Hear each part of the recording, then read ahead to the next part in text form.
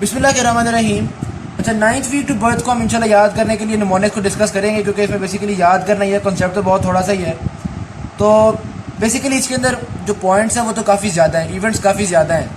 तो हम इंशाल्लाह करेंगे किस तरह से, पहले एक निमोनिक डिस्कस करेंगे जिससे हर पीरियड में, यानी 9th to 12 week, 13 to 16 week, हर पीरियड के 4-5 हमें इंपॉर्टेंट इवेंट्स का पता हो, ताकि अगर हमसे वो MCQ में पूछे या कोई पूछे कि इस पीरियड में कौन से इवेंट्स हो, तो हम वो इवेंट्स लिख सकें।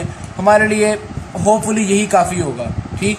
लेकिन उसके बाद मैं निमोनिक्स उस चीज़ के लिए भी डिस्कस करूँगा कि हमें एक एक इवेंट का पता चल जाए, ठीक है। क्योंकि कुछ लोग होंगे जो बहुत एक्सटेंसिवली याद करना चाह रहे होंगे, जो वो KLM में टेबल है कि इसमें 10th वीक है, 9th वीक है, 12th वीक पता होगा, वो इंशाल्लाह डिस्कस करते हैं। पहले हम निमोनिक डिस्कस करते हैं, इसको भी याद कर सके, 4-5 सारी चीज़ें पता हो, ठीक है। तो स्टार्ट करते हैं। एक सिर्फ इतना सा है, पीलू बड़ा शरारती बंदा है जिसने कवल बट को बॉयल कर दिया है और बॉब को स्यू कर दिया है। तो पीलू बॉयल कवल बट स्यू बॉब टी बैट, ठीक है। ये इतना सा निमोनिक है पूरे चैप्टर के लिए, ठीक हो गया। अब हम देखते हैं कि क्या क्या इवेंट्स हो रहे हैं। स्टार्ट करते हैं 9th टू 12th वीक से, ठीक हो गया। तो 9th टू 12th वीक में आपके पास 4 चीज़ें मेन इवेंट्स हैं। सबसे पहले प्राइमरी ऑसिफिकेशन सेंटर डेवलप हो जाते हैं, ठीक हो गया। नंबर 2, इंटेस्टाइन जो है वो आपकी एब्डोमेन में आ जाती हैं। नंबर 3, रेड ब्लड सेल्स की जो प्रोडक्शन है वो लिवर में स्टार्ट हो जाती है। Liver is the site of erythropoiesis, यानी कि रेड ब्लड सेल की प्रोडक्शन। और नंबर 4 जो काफ़ी मेन इवेंट है वो यूरिन फॉर्मेशन स्टार्ट हो जाती है। तो PILU मीन्स पीलू, ठीक हो गया। अब आते हैं 13 टू 16 वीक पे। 13 टू 16 वीक में आपके पास क्या हुआ, बोन्स आपके पास इतनी बन जाएंगे कि अल्ट्रासाउंड पे बोन्स विजिबल होंगी। नंबर 2, ओवरीज जो है वो डिफ्रेंशिएट हो जाएंगी। नंबर 3, जो जेनेटेलिया है वो आइडेंटिफाई हो सकेगा, यानी पता चल जाएगा कि मेल है या फीमेल है जेनेटेलिया। उससे पहले जेनेटेलिया डिफरेंट नहीं था। और नंबर 4, लिम्ब मूवमेंट जो है वो कोऑर्डिनेटेड हो जाएंगी, कोऑर्डिनेटेड लिम्ब मूवमेंट्स स्टार्ट हो जाएंगी। तो ये BOIL आपके पास बॉयल बन गया। फिर आते हैं 17th टू 20th वीक पे। इसमें आपके पास क्विकनिंग हो रही है। क्विकनिंग का मतलब है कि बेबी की जो लिम्ब मूवमेंट्स हैं वो मदर को फील होना शुरू हो जाती हैं, इसको हम कहते हैं क्विकनिंग। नंबर 2, वर्नेक्स कैजोजा स्किन पे आ जाता है। वर्नेक्स कैजोजा बेसिकली चीज़ी ग्रीसी सा मटेरियल होता है। ये आपके स्किन के सेबेशियस ग्लैंड से जो फैट्स रिलीज हो रहे होते हैं वो, और जो डेड सेल्स होते हैं वो, ये एक मटेरियल बन जाता है जो आपकी स्किन को कवर करता है और डेलिकेट स्किन को प्रोटेक्ट कर रहा होता है, ठीक है।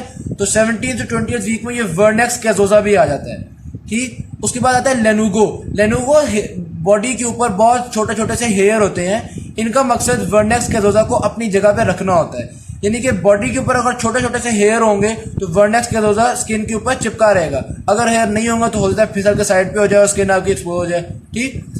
नंबर 4 पे आता है brown fat forms during this period. Brown fat आपको पता है कि हीट प्रोडक्शन में अहम रोल प्ले कर रहा होता है। ये ब्राउन फैट फॉर्म कर जाता है इस पीरियड में। उसके बाद नंबर 5 पे आता है यूट्रस की फॉर्मेशन हो जाती है। और नंबर 6 पे जो टेस्टिस हैं वो डिसेंड करना शुरू कर देते हैं आपके एब्डोमेन से, जाहिर बात है स्क्रूटम के अंदर, right.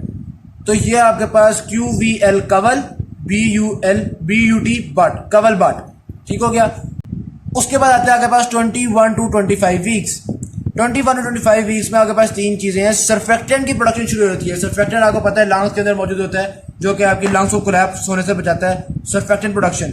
Number 2, rapid eye movement start हो जाती है। तो आई मूवमेंट स्टार्ट हो गई जो कि रैपिड है, और ब्लिंकिंग भी शुरू कर देती है आईज, ठीक हो गया। तो आईज की एक मेजर चीज आई। और नंबर 3, वेट गेन स्टार्ट होता है। वैसे तो सब में वेट गेन हो रहा है, लेकिन 21 टू 25 वीक में अगर आप KLM में देखेंगे तो उसमें स्टार्ट में लिखा हुआ है सब्सटैंशियल वेट गेन हो जाता है 21 टू 25 वीक में, ठीक। तो ये SEWCU। उसके बाद आते हैं 26 टू 29 वीक में। इसमें आपके पास जो रेड ब्लड सेल्स की प्रोडक्शन है वो बोन मैरो में स्टार्ट हो जाएगी। तो bone marrow becomes a site for erythropoiesis. दूसरा, आईलिड्स की ओपनिंग होगी। और तीसरा, ब्रीदिंग स्टार्ट हो जाएगी, रेस्पिरेशन स्टार्ट हो जाएगी प्रॉपर। यानी अगर इस टाइम में बेबी की बर्थ हो भी जाए तो मुश्किल होगा ऑल्दो सर्वाइव करना, लेकिन वो सर्वाइव कर सकता है क्योंकि उसने ब्रीदिंग स्टार्ट कर दी है। हम मुख्तलिफ तरीके से हेल्प करके उसको सर्वाइव करवा सकते हैं। फिर आता है 30 टू 34 वीक्स। इसमें सिर्फ एक चीज़ है, प्यूपिलरी रिफ्लेक्स, यानी कि आईज का जो प्यूपिल है वो डायलेट करना शुरू कर देगा या कंस्ट्रिक्ट करना शुरू कर देगा। ये वाला काम शुरू हो जाएगा। एंड में 35 टू 38 वीक्स, इसमें आपके पास जो ब्रेस्ट है वो प्रोट्रूड कर जाएगा, ठीक हो गया। Number 2, abdomen larger than head हो जाएगा, यानी एब्डोमेन का साइज बढ़ता बढ़ता हेड से ज़्यादा हो जाएगा। और number 3, testis comes in the scrotum. ठीक, तो ये BAT बैड। तो पूरा चैप्टर का कवर करना निमोनिक है, पीलू बॉयल कवल बट स्यू Bob P bad.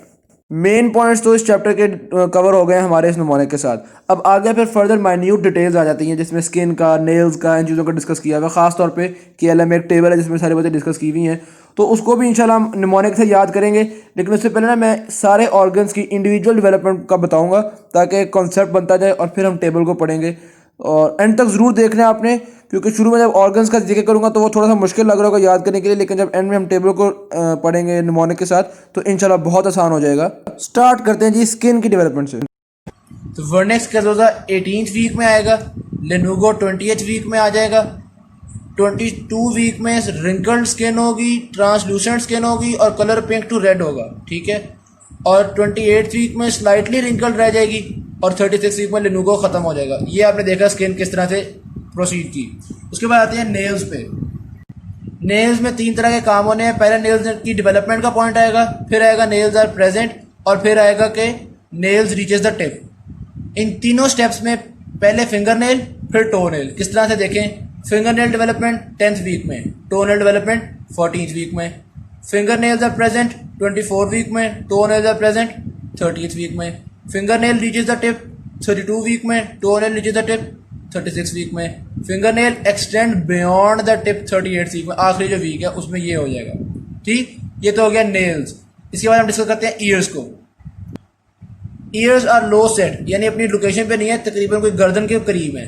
Years are low set 9th week में, और ears close to their position, फिर वो अपनी पोजीशन के करीब चले गए 14th वीक में। और एक्सटर्नल ईयर भी डेवलप हो गया, स्टैंड आउट हो गया 16th वीक में। ठीक, अब डेवलप करते हैं आइज को, मतलब डिस्कस करते हैं आइज को। आईलिड्स क्लोज्ड है आपके पास 9th वीक में। ठीक, और मुंह के बिल्कुल साइड पे करके होती हैं, फिर वो सामने की तरफ आना शुरू हो गई। फिर eyes face interiorly 14th week में। फिर 26 वीक में आईलिड्स पार्शली ओपन हो गई और आई लैशेज प्रेजेंट हैं। ठीक, और 28 वीक में आईज वाइड ओपन हो गई। उसके बाद जेनेटेलिया को डिस्कस करते हैं। मेल और फीमेल का जेनेटेलिया का डिफरेंस ही पता चलता 9th वीक में। फिर सेक्स डिस्टिंग्विशेबल हो जाता है, पता चल जाता है मेल और फीमेल का 12th वीक में। फिर टेस्टिस डिसेंड करना शुरू होती हैं 30th वीक में, और testis comes in the scrotum 38th week में।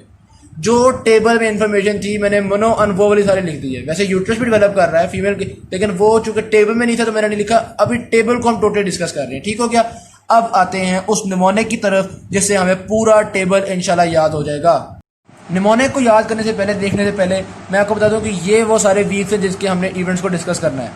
ये वो सारे वीक्स हैं जो आपके टेबल में लिखे हुए हैं। तो 10 से लेके 38 वीक तक सारे इवन वीक्स मौजूद हैं सिवाय 34 के। KLM के टेबल में आपको ये वाला वीक नहीं मिलेगा। यहाँ पे देखें 32 के बाद 36 मैंने लिखा हुआ है, 34 नहीं है और 9 है।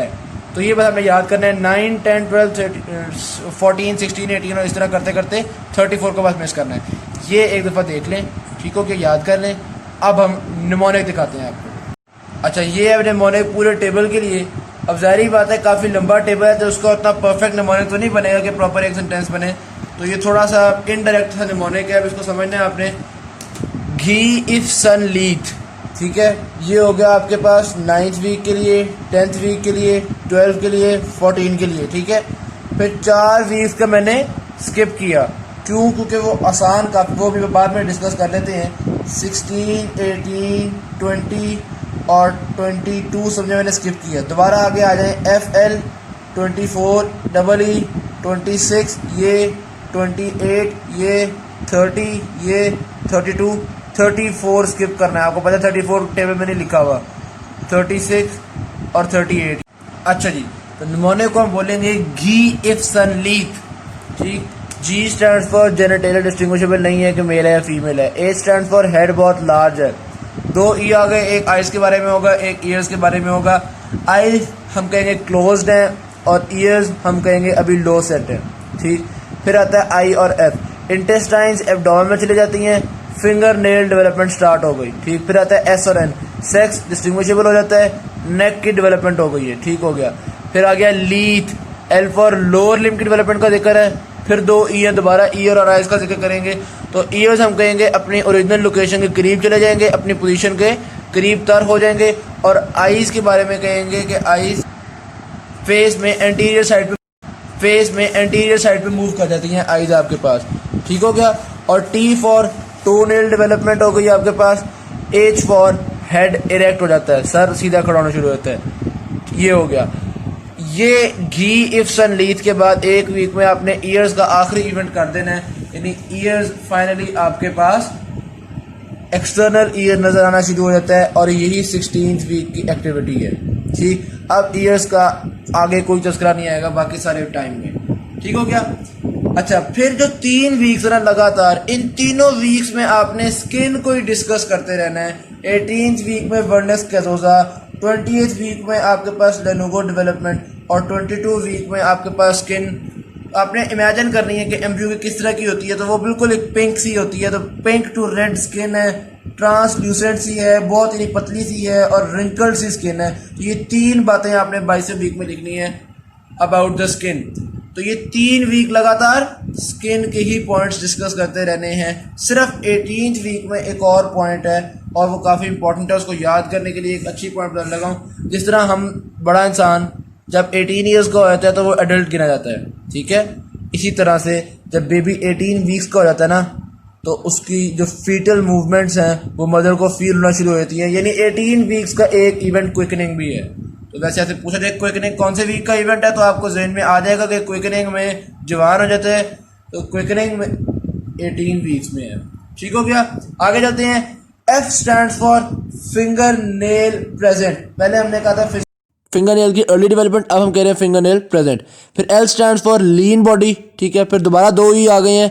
हमने कहा था कि अब ईयर्स का तो जिक्र करना नहीं है, ईयर्स हमने 16th वीक में उसका आखिरी जिक्र कर लिया था, तो अब दोनों ई का कुछ और होगा।